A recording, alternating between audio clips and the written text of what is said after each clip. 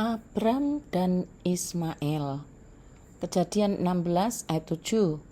Lalu malaikat Tuhan menjumpainya dekat suatu mata air di padang gurun, yakni dekat mata air di jalan ke Syur. Saudara-saudara yang dikasihi oleh Tuhan, salam damai sejahtera bagi kita sekalian. Saat teduh kita hari ini dari Kejadian pasal 16. Saya yakin sebagian kita sudah familiar dengan tokoh yang bernama Abraham.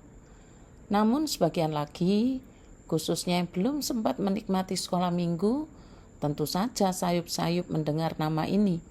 Atau mungkin juga mendengar, tetapi bukan dari Alkitab sumbernya.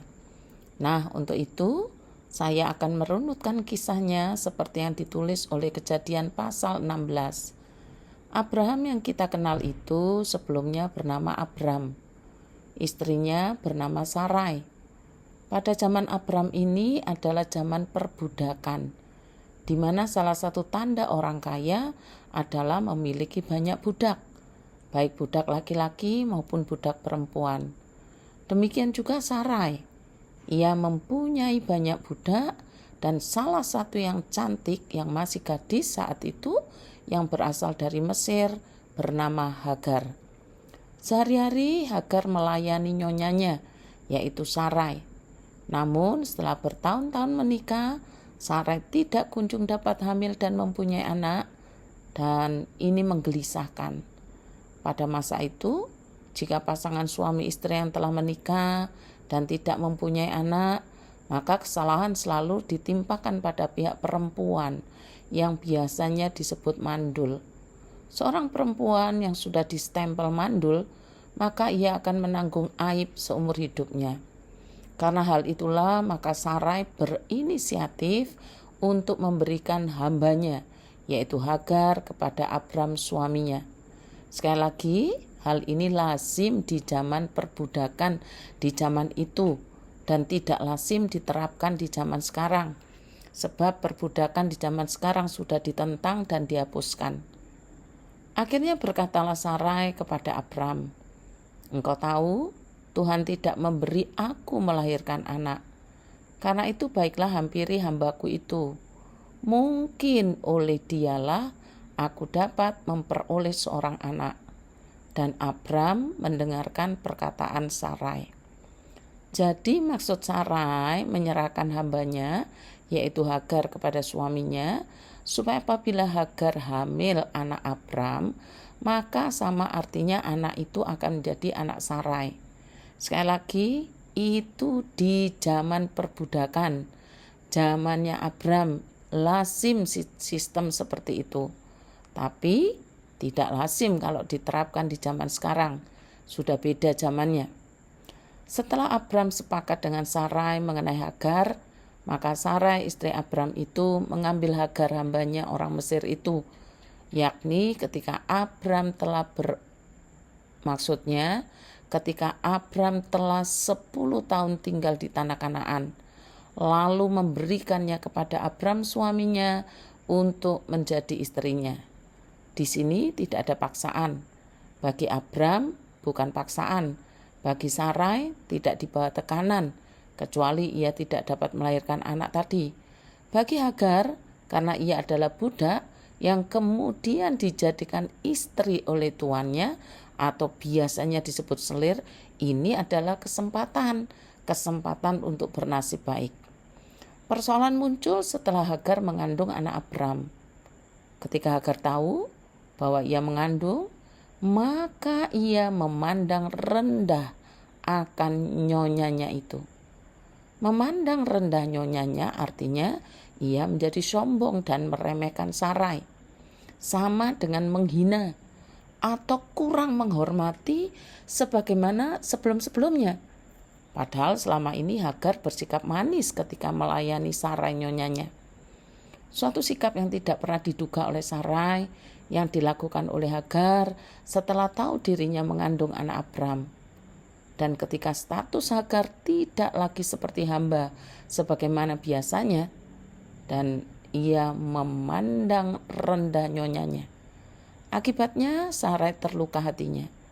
Ia berkata kepada Abram, "Penghinaan yang kuderita ini adalah tanggung jawabmu. Akulah yang memberikan hambaku ke pangkuanmu. Tetapi baru saja ia tahu bahwa ia mengandung, ia memandang rendah akan aku. Tuhan kiranya yang menjadi hakim antara aku dan engkau.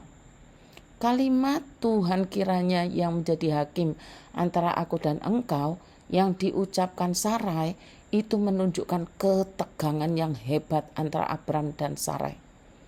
Akhirnya Abram berkata kepada Sarai, kata Abram kepada Sarai, hambamu itu di bawah kekuasaanmu, perbuatlah kepadanya apa yang kau pandang baik. Lalu Sarai menindas Hagar sehingga ia lari meninggalkannya. Hambamu itu, kata Abram, artinya status Hagar yang sempat lebih tinggi dari hamba-hamba pada umumnya, kini dikembalikan lagi. Sekalipun Hagar telah mengandung anak tuannya, ia adalah hamba atau budak Sarai. Demikian penegasan Abram.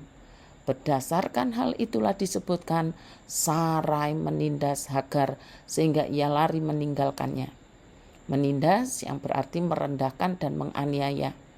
Menurut beberapa teolog diartikan sebagai setelah Hagar mengandung, Sarai mengembalikannya menjadi pelayannya atau budaknya dan memberhentikannya sebagai pasangan seksual bagi Abram. Saudara-saudara, akibat Sarai menindas Hagar, maka Hagar lari meninggalkannya. Seorang budak yang melarikan diri adalah sebuah masalah hukum yang serius yang memiliki konsekuensi-konsekuensi yang serius pula. Karena itu Allah menunjukkan kepedulian dan kasih-Nya. Bahkan untuk si selir Hagar dan anaknya. Cara Allah menunjukkan kasih dan kepeduliannya kepada ibu muda yang sedang mengandung itu adalah dengan mengirimkan seorang malaikat. Tetapi ini bukan malaikat pada umumnya. Jika kita perhatikan tulisan Alkitab, maka kata malaikat yaitu M besar, lalu dituliskan TUHAN huruf besar semua, yang dipercayai sebagai teofani Allah anak. Dan malaikat Tuhan yang menjumpainya dekat mata air di padang gurun, yakni dekat mata air di jalan ke Syur. Malaikat Tuhan itu berkata, Hagar, hamba Sarai, dari manakah datangmu dan kemanakah pergimu? Jawab Hagar, aku lari meninggalkan Sarai, nyonyaku. Dan kemudian malaikat Tuhan itu berkata kepada Hagar, kembalilah kepada nyonyamu, biarkanlah engkau ditindas di bawah kekuasaannya. Jika kita mendengar kalimat yang diucapkan malaikat ini, kembalilah kepada nyonyamu, biarkanlah engkau ditindas di bawah kekuasaannya, sepertinya tidak adil ya. Tetapi ternyata yang dimaksud bukanlah seperti yang kita pikirkan. Yang dimaksud malaikat itu adalah tundukkanlah dirimu ke bawah tangannya. Artinya tunduk dan patuh sebagaimana seorang hamba kepada nyonyanya. Sebab lebih aman kembali kepada tuannya daripada berada dalam pelarian, apalagi seorang budak perempuan di zaman itu. Lagi kata malaikat Tuhan itu kepada Hagar, aku akan membuat sangat banyak keturunanmu, sehingga tidak dapat dihitung karena banyaknya.